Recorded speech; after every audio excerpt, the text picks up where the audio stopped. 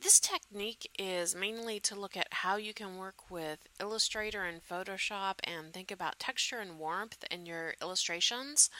Um, so the same skills can be applied when you are working in Photoshop and just need a little more depth in your layering.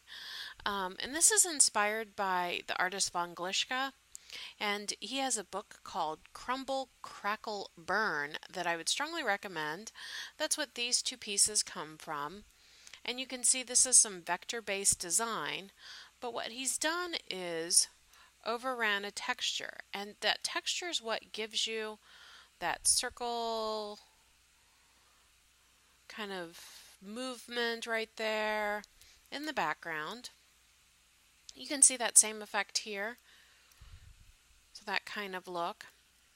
And what he does is collects pictures of things like concrete and walls and stucco.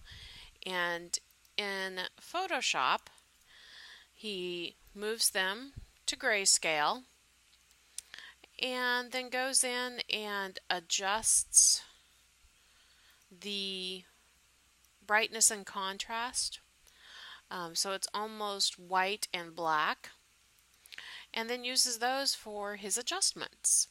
So I have an infographic here, and this is from one of the KSPA Student Designs of the Month.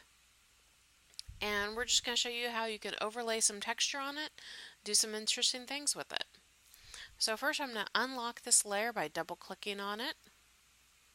Hit OK. Go over to my stucco texture, Command A, Command C to select all and copy, Command V to paste. And then you can work with your layers modes, experimenting with what might work best.